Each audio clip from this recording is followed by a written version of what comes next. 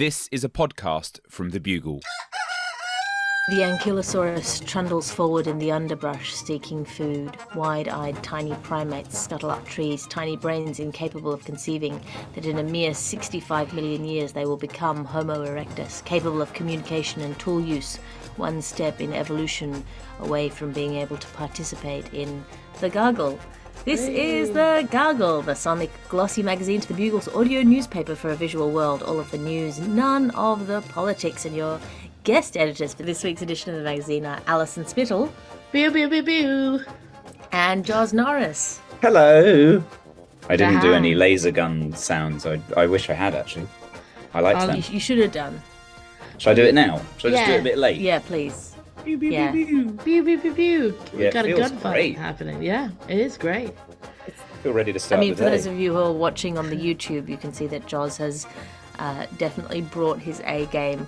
I'm in a robe.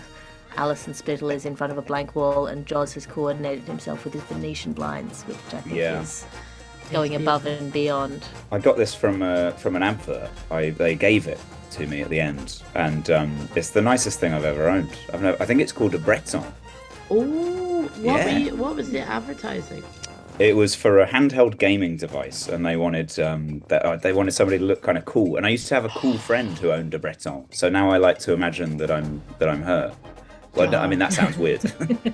I just like dressing like my blinds. Before we stand together and leap into the dark waters that are this week's top stories, let's have a look at the front cover. Front cover of this week's magazine is the Met Gala costume theme, which is the Garden of Time, each attending modelebrity dressed in variations of the theme, from Chris Hemsworth garbed as a lady garden to Kim Kardashian dressed as the morbid fear of aging out of aspirational sexiness as the sands of time run through her hourglass figure. The satirical cartoon this week is an unconfident-looking rodeo clown saying, "This ain't my first rodeo, but it is worth mentioning it's definitely one of my first 5 rodeos." And that brings us to our top story. The top story this week is that we have reached a tipping point. We have reached a tipping point where humans are no longer the majority inhabitants of the interweb. We are now sharing it equally, and I assume with great joy, with bots. Joz Norris, you are in harmony with your inanimate object surroundings. Can you unpack this story for us? Yeah, sure thing. I've actually I've written some really good material about this story, so I'm just going to read it from my notebook, if I may. So here we go. Big tits in bio. Hold on. Pussy in bio. So sorry. Oh, Joz. I see what's happened. I was a bit short of time this week, so I wasn't able to write anything on this particular story. So I asked a friend of mine to do it, Mike, and I think what's happened is that he is a bot. I think I've only just realised this. I've known the guy for years, but this is what he's handed in. He's just handed in a lot of kind of like porn links. So that's a real shame. He's a really close friend. We've never met, but what a way to find out. Shame. It's heartbreaking. Yeah. Well, this was always the problem with AI, and I said probably less than a year ago that we were about to head down this route where bots were expanding exponentially, and now we're getting what they call Habsburg AI, which is AI that eats its own vomit. I quite like to engage with them, and I think because I get them a lot on Twitter. You get people who reply and say, I'll do a tweet about like, there's a show coming up, please come along, book your tickets. And then somebody will reply and say, big tits in bio. And then I quite like chatting with them and going, oh, thank you so much for the kind words of support, Lucy. Hope to see you there. Which I find funny and amuses me, but I think just makes me a target for them. I think the algorithm probably goes, well, this guy's an idiot, so send him more of this stuff. So I'm a bit of a sucker for this. So it's like when you open your door and bring in people for tea if they knock on your door to talk about the word of God. Yeah. And then you're nice to them and then they keep coming back. Yeah. I think that's what I've done. Oh, it's nice that you're doing that with porn bots. Yeah, I think they deserve, because they must just get ignored so often. And there's all this stuff. We don't know how sentient these things are, all these algorithms and all these AIs. We don't know if they feel anything. So I think it's nice every now and again for someone to go, thank you for the big tits in the bio. I really enjoyed them. I hope you're having a wonderful day. maybe they're not trying to titillate us. Maybe they're asking for like feedback on their big tits in bio. Or you 10 know, out of 10. The worst is always ask where is pussy in bio, but how is pussy in bio? Yeah. Do you know? Like, sorry. Pussy in Bio, the sad sequel to Puss in Boots. Yeah, exactly. Apparently there's a whole conspiracy theory about this. Apparently there's like, so the fact that it's now, I think it's 49% bots now. Yeah. They've said that there's only 51% real people on the internet. And that's now, I think, fanned the flames of this big conspiracy theory that started, I think, like 20 years or something ago, called the dead internet theory, which is the idea that the internet, I don't really understand the conspiracy element. I think the idea is that it's all fake. There hasn't been an internet for 20 years. It's all been run There's just a man on called automated Stanley. Systems, and it's there to trick us. Whoa. Which is not true because we're doing this now. Unless we're bots. I don't really understand it. I think like the whole idea of AI is taking out all of the human element, that even now, like the art of copying and pasting information, like, you know, the way AI is made up full new websites with news on it and stuff. I used to work for a newspaper, and I just copied and pasted from other newspapers on the internet, the you know, for the news, because that's the way that I did it back in the day. I'm not a journalist anymore, and dead right, it wasn't a great one. But I think the whole art of copying and pasting now is seen as like being a blacksmith. You know, it's seen as like an unnecessary skill that you need, and like there's more, because everything has become like factory made. Like I miss copying and pasting by hand. Yeah, by hand, like it's artisanal, you know. You know, in the olden days, you used to actually have to cut things out with scissors and paste them in with paste, and that's where we get the word from. They should have called it welding or something, you know, just welding a thing together. I used to have a job for a bit, which is, you know, those like listicles that you get online of like 25 amazing pictures of snowdrifts, or like 10 pictures of famous people, you know, at their prom that you won't believe, that kind of thing. I had to write the captions for that. So they told me what the pictures were, and they'd send them, and then you'd put them all together, and then underneath you'd go, "Wow, Dwayne Johnson looks young," or "That's a lot of snow," and I would have to sit there and write that. And I assume that job's gone. Wow. Nobody's writing, "Wow, that's a lot of snow." In my day, we had to write, "Whoa, that's a lot of snow," backwards all the way to school. Real work.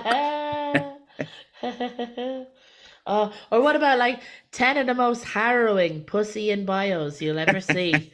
And it's just commenting. Number 9 will shock you. I know. Yeah. And it never would. There's promises. No, unless it was an actual cat. I'd be shocked. Your ad section now, because you can't be what you can't buy. Tumble out of bed and I stumble to the kitchen, pour myself a cup of ambition and yawn and stretch a clock over a cactus. This episode of the podcast is brought to you by Salvador Dali Parton. Oh, wow. Oh, wow. Very good. Are you having trouble thinking of a new half a glass of water joke ad as the premise of writing a new joke on the same premise begins to wear into the serious 400s mark? Stuck for inspiration? Caught up in your own self-doubt and finding it hard to remember what you've written before? Are you, all in all, just too close to the problem? Try taking a step back and drinking half a glass of water. Hey. Half a glass of water, just the thing you're looking for.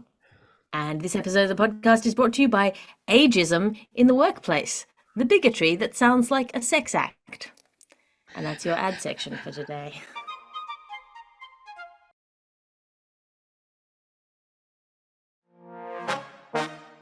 Bad priest news now, and not the worst kind of priest news, but the kind of acceptable priest news. Alison Spittle, a priest, was accused by the police of spending more than $40,000 of his church's fund on Candy Crush and Pokemon Go. Could you unpack this story for us as a lapsed Catholic? Genuinely, I've never been so relieved by the second half of a sentence before. Like, it's wonderful. Delighted. So yeah, this is as an ex-Catholic, it's another kind of proof that priests are fallible. And this poor priest, he was caught spending over 40 grand on. He said, by the way, that this wasn't gambling, that this was just on power ups that he bought for Candy Crush and like. Surely, if there's an ever-loving God, God would have given him the power-ups he needed, and not you needed to buy this through cash. Also, like, what are a priest's job? Like, what are we need to make priests more busier, and I think this would, get rid of a lot of the problems in the Catholic Church. That someone had the time to be able to play a game, play Candy Crush for that long, that he was able to spend 40 grand on add ups and power ups, and if I'm being frank with you, during lockdown at my most mentally ill, I did spend £250 on Sims expansion packs, so I do know where this man is coming from. Although I spent it because I wanted to see a werewolf and a mermaid make love to each other and produce a child, get married and work at the airport. And I don't regret spending that 250 quid, the best 250 quid I ever spent. I'm sure this priest feels the same way, but I wasn't stealing off the Catholic Church. So, and as well as that, like, the Catholic Church, when they're asked to pay, there's several different horrible stories we could come up with where the Catholic Church are required to pay money to people in court and say they don't have it. And I see now all the priests are spending it on Candy Crush. Yeah, they don't tell you that Jesus stormed into the temple and slapped all of the money out of the merchants' hands, and then put all the tables together to make a layer of Tetris, and then all the tables disappeared and new tables came down from on high. Do you think Donkey Kong is actually Jesus? He's not an angry ape. He's Jesus in the temple. Donkey Kong died for our sins, so we could have eternal life, and it should be respected. Behold, he is Kong. Yeah, exactly. I was trying to think about the time element, because I thought the same thing. I think it said he spent $210,000. So he spent 40,000 of the church's money. So to be fair to him, he spent 170 grand of his own money on Candy Crush before he stole from his church, which I think that's commitment. But I was trying to work out how you would rack up that amount of time, because I've got addicted to games as well. I've done it in the past where I get into something for about 3 days, and then the reason I always bail on it is because I'm embarrassed, because I play them on public transport. That tends to be like the only place that I have like enough time to do it. And then I'm very aware of people looking over my shoulder and seeing me like take out a pin and fit all the balls together to save the king or whatever, and I feel very like I'm too old for this. That can't be the vibe I'm bringing into this train car. I want to have like a clever book that I will probably never finish, but I want to have that and for people to be like, wow, he's like a chunk of the way through that clever book. That's what I want. Or you could play like a mobile phone game based on the TV series The Wire. Like, wouldn't it be good, like the Great American Novelization? Yeah. Then people go, wow, this guy's smart. But still with the noises, still all those horrible noises. Tetris, where it's just a lot of tits falling down. But I realized, I think the reason why you could probably easily get into these sorts of like mobile game addictions as a priest is because of the confession booth. Because then there's nobody looking over your shoulder. Because probably, I reckon, when you've heard like 10 confessions, they're probably all going to start to sound quite similar. Probably the majority of them are quite banal. So you need to fill time in there. Nobody can see you. So I think that's how it happens. I think they're all hooked. I think that's what they're all doing in there. Oh my God. I remember the last time I was in confession, the priest, this is the last ever time I did confession, I was a teenager. And I said something to him and he went, "Oh, Jesus." Like he blasphemed himself. Oh my God. And I was thinking at that point, I was like, this priest is very sheltered. If I was a priest, I think I'd act shocked all the time. Oh my Lord. Oh my God. Oh, what? You did what? I don't know if I can help you, man. Alison, don't think you got the werewolf and mermaid making love past me. I've just written in my Dance Illegard ideas book, Mermaid Child. Oh, amazing! I'd love to read that chapter. If it was in The Sims, you'd have them. When if you've played The Sims, Jazz, I feel like Oh yeah, I've yes, played The yes. Sims. And you know when someone dies and then the Grim Reaper comes, so you have to beg them Yeah. for your relatives. Like I always try and woohoo with the Grim Reaper, and it never works. I'm an incredibly repressed person in the streets, but in The Sims, I'm an absolute like, how would I describe it in a nice way? Whore. Monster. I'm trying to think of a better word. But I choose chaos all the time when I'm in The Sims. Maybe it's my Catholic upbringing, but I'm like, no, I'm an absolute filth merchant in The Sims. I was the opposite. Did you ever play GTA? Yeah, I always tried to yes. play GTA just as a law-abiding citizen. And I would try to never run a red light. Like if there was a red light, I would stop and I would never overtake. I'd just like drive in my lane round the That's center, just speed. amazing. It was great. I loved it. Yeah, I just treated it as a way to see New York, you know? That's beautiful. You Yeah, could. it's a beautiful city. I wonder if there's like a button combination for putting the thumbs up or waving Yeah. instead of violence. That'd be great. Hugs. Hugs, yeah. Free hugs. And that brings us to our review section. As you know, each week we ask our guest editors to bring in something to review out of 5 stars. Joz, what have you brought in for us this week? I have brought in the experience of running up a very steep cliff in 3 minutes. I'd like to review this because I was just at the Machynlleth Comedy Festival, so was Alison. Lovely festival, and there's a little courtyard in the middle with a cliff overlooking it, and they put a kind of mini Hollywood sign up there for the festival. It says Machynlleth, and you can see it from the ground. And while I was in the courtyard, we were talking about how long it might take to get from the courtyard to the sign, and we were making sort of sweepstakes. Somebody, I think, said an hour. Somebody said 40 minutes. Somebody said 20. Somebody said 10. And I got a bit carried away and went, I can do it in 5. I reckon I can get there in 5 minutes. I just thought I'd give it a go. So we put on a timer, did it in 3, ran up this cliff in 3 minutes. And then briefly was like, everyone in the courtyard was sort of patting me on the back and saying, well done. It was a big moment. But I thought I was going to die. I genuinely felt like I might die any minute. Because have either of you ever exercised so much that like your vision starts to fade? Like you can't help but like your head kind of crumples in on itself, and then everything goes blurry, and you can only sort of see directly in front of you. And there was a kind of a rattle in my chest that I couldn't get rid of. And I was sat there in the courtyard with everyone going, "Oh, that was great, well done, what a fun moment." And in my head, I just thought, I've brought shame on this festival now, because in future they're going to talk about it and go, "Oh, Mac Comedy Fest is great, but what a shame there was that year where Joz Norris died because he ran up a hill too fast." So I couldn't say anything about it. I just had to sit there while everyone was going, "Ha, well done," and think privately in my head, like, I'm about to die. I'm about to die in the middle of this courtyard, and there's nothing I can do about it.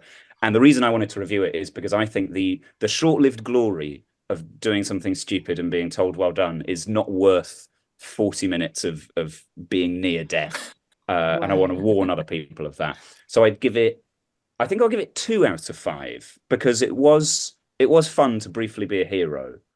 And I've got to give it an extra point for that. I'm not going to put it all the way down to 1, but it is ill-advised. So I'd say in future, exercise at the correct pace, guys, and be careful. Well done, Joz, for running Thanks. up that hill. Like Yeah. It's like a... You know that hill. If you died, it would be a sad Kate Bush song. Yeah. It'd be a great story, though. Yeah, I think they'd name a venue after me. I think they'd get like a tiny little broom cupboard and call it the Joz Norris Room. And every comedian in that courtyard who witnessed it would have a show about it. Yeah. Yes. Oh my God, you would be the sad bit of 45 minutes for about 6 comedians. I would do it, mate. I'd be like, thanks. I knew Yeah, Joz please, so you have my well. blessing. I would be like,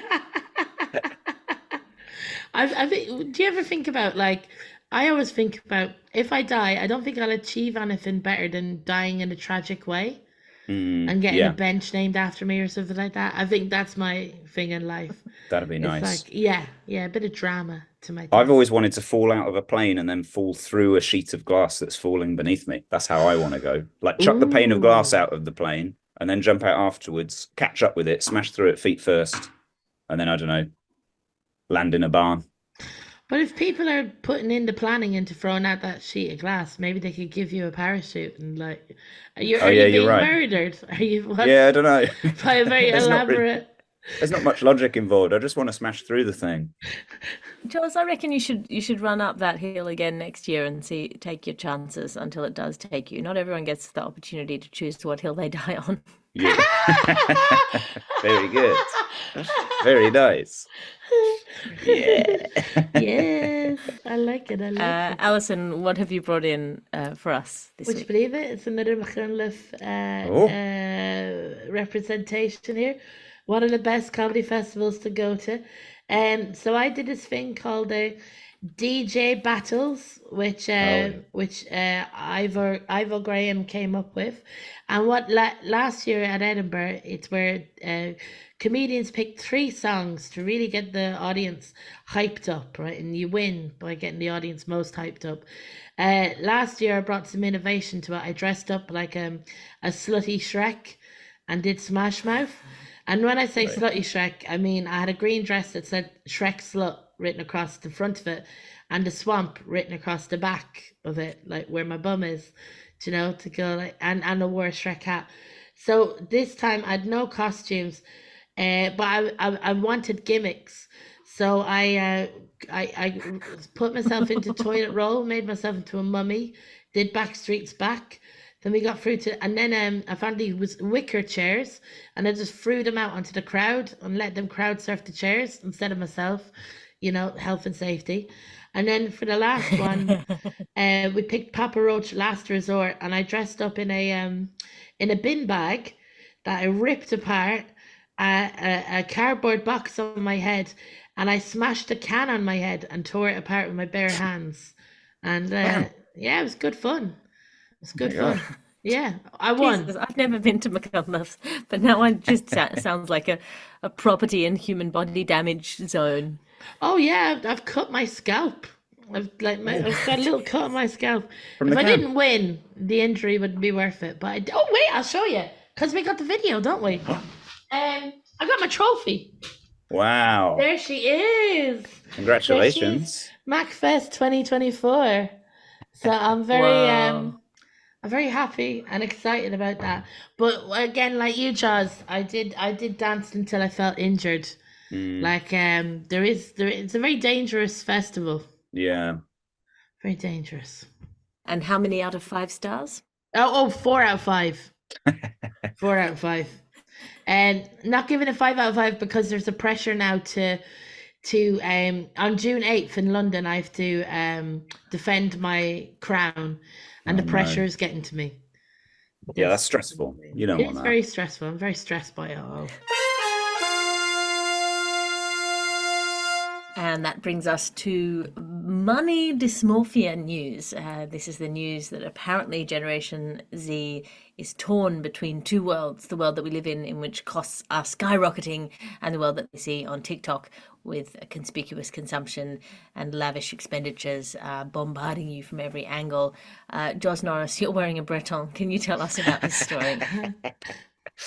I really enjoyed this story because I think I have money dysmorphia. So it's quite nice to hear that whole new generation of people are discovering this thing. But I think working in comedy gives you money dysmorphia. I don't know if you guys feel like this, but you know that you're kind of like, you'll spend 2 years working on a project that you really, really care about and invest a lot of your soul in. And then at the end, somebody will turn up and go, yeah, well done. I really loved that project. Here's £500 for your time.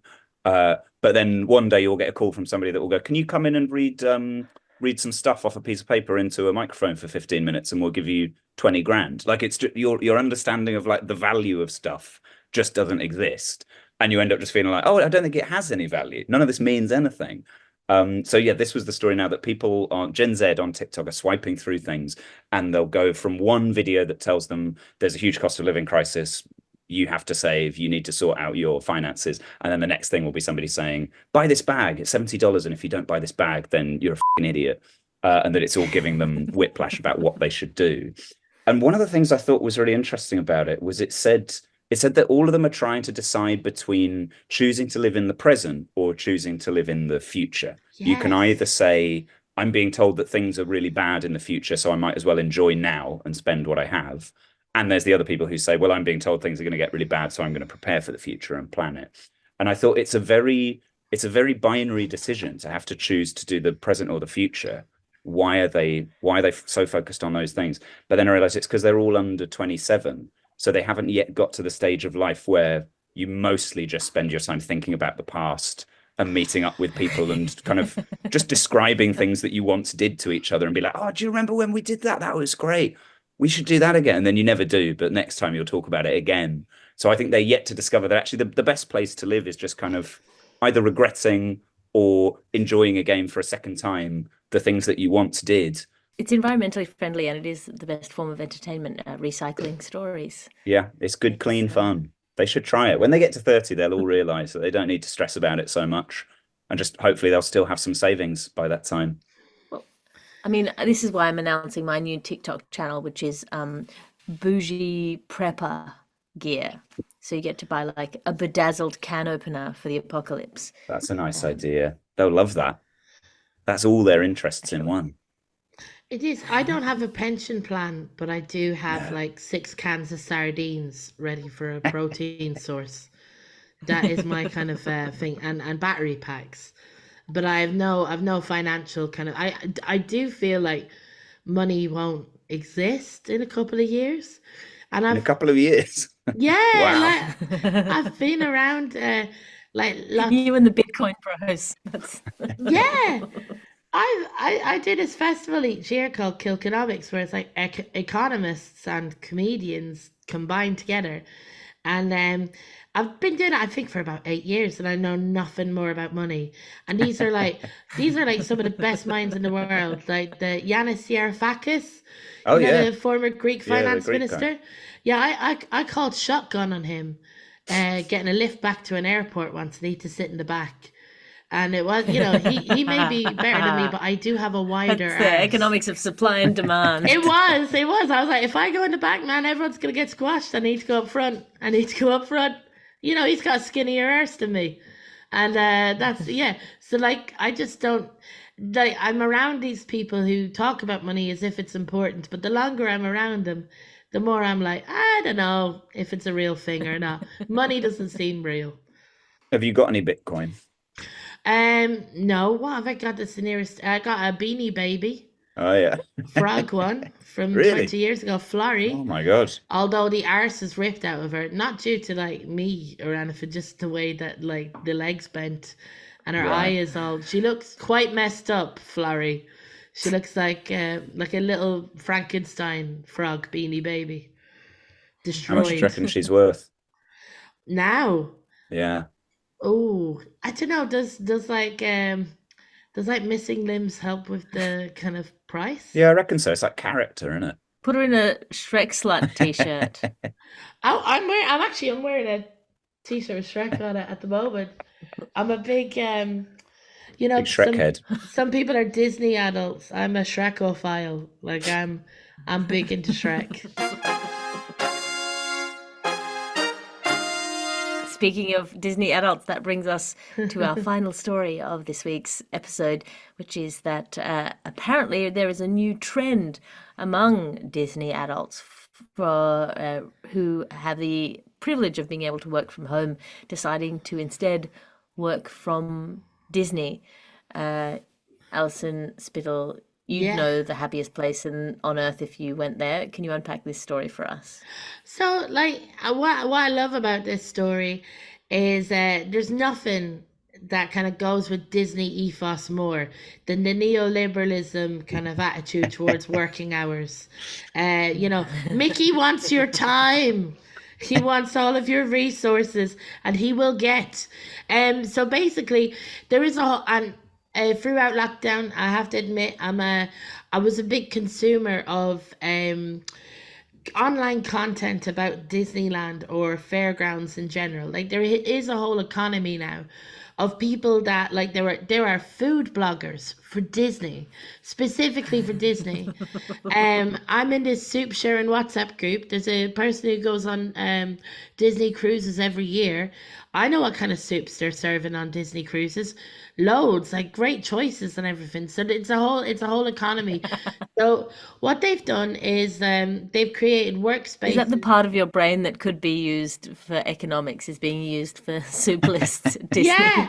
Oh man, I mean, if I had any brains, I would do like an online lifestyle brand about soups. Call it Soup Life.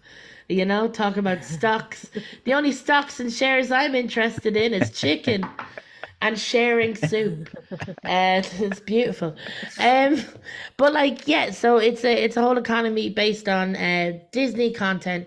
So Disney have had to put in wireless charging ports because the Disney app now has become such a important part of the Disneyland experience, you know.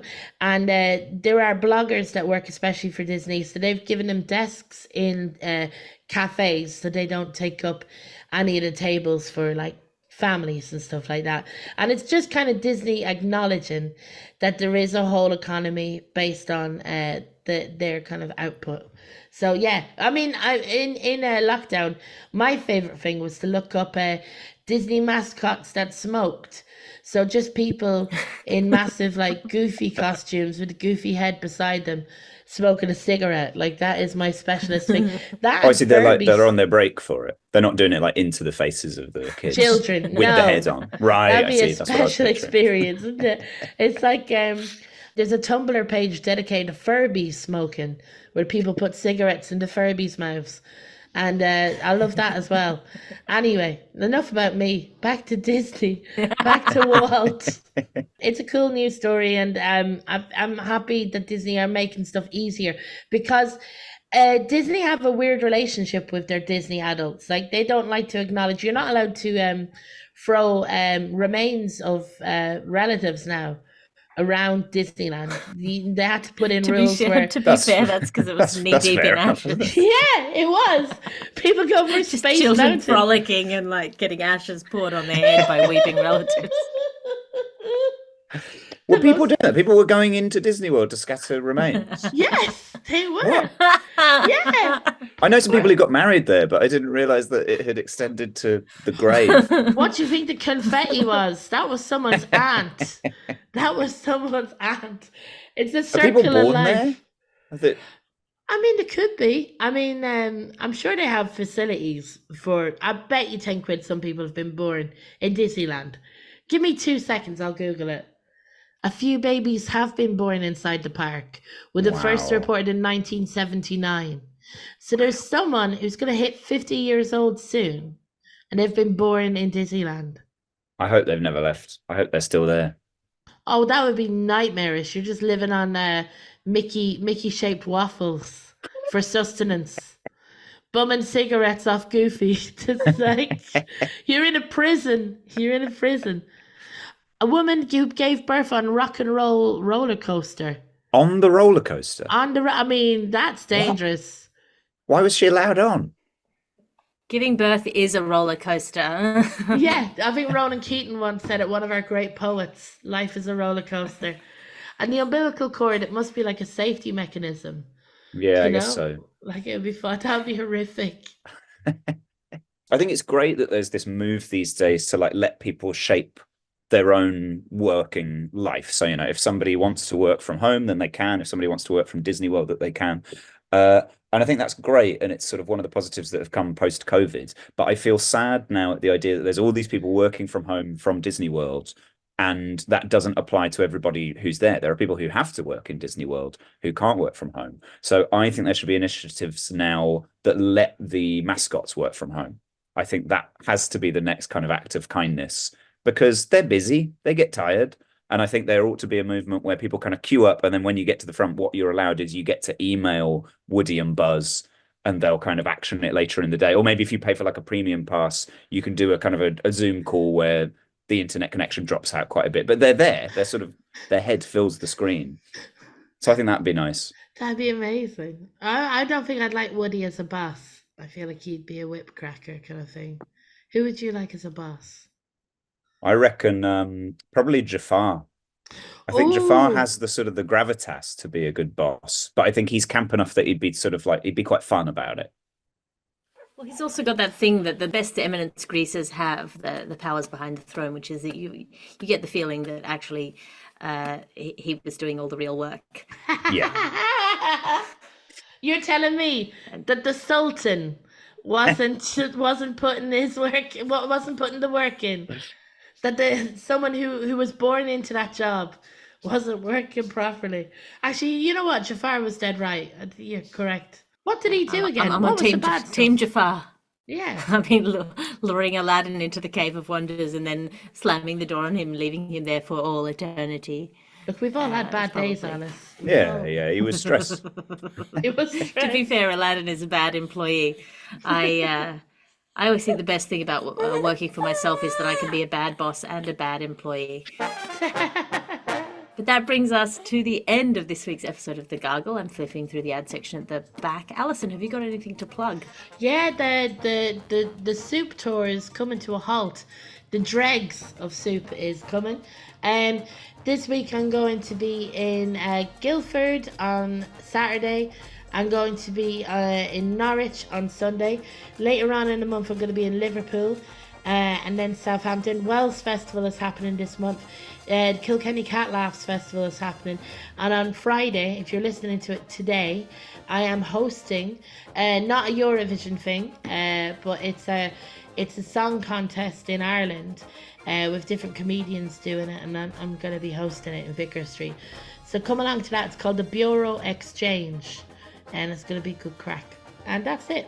Joz, have you got anything to plug? I'm working on a new show that's going to a few places in the next few months. So it's in London at the end of this month at the Bill Murray, and then it's in Berlin in July, which I've never been to. So if there are any listeners in Berlin, come along, say hello. That's in July 25th, I think. And then it's in Edinburgh for August for 3 days in the middle of the Fringe. And then it'll go some other places, I'm not sure. But there'll be a few dates over the next few months. So if people want to come and watch it, they'd be very welcome. Go along and see all of those things. I am running a writer's retreat in September. If you would like to, in Switzerland, if you would like to come along, nice. There's an expression of interest form up on my Patreon, patreon.com/Alice Fraser. You don't have to have a thing you're working on. It'll just be 5 days of writing amid the beauties of the Swiss Alps. So you can find that out on patreon.com/Alice Fraser. I'm also not performing live much this year, but I am doing The Guilty Feminist at the end of this month in Brisbane. If you're in Brisbane, buy tickets to The Guilty Feminist there. I'm Alice Fraser. You can find me online at patreon.com/Alice Fraser. You do have to join up there if you want to go to the writer's retreat. But this is the Bugle podcast, an Alice Fraser production. And your editor is Ped Hunter. Your executive producer is Chris Skinner. I'll talk to you again next week. Pew, pew, pew, pew. You can listen to other programmes from The Bugle, including The Bugle, Catharsis, Tiny Revolutions, Top Stories, and The Gargle, wherever you find your podcasts.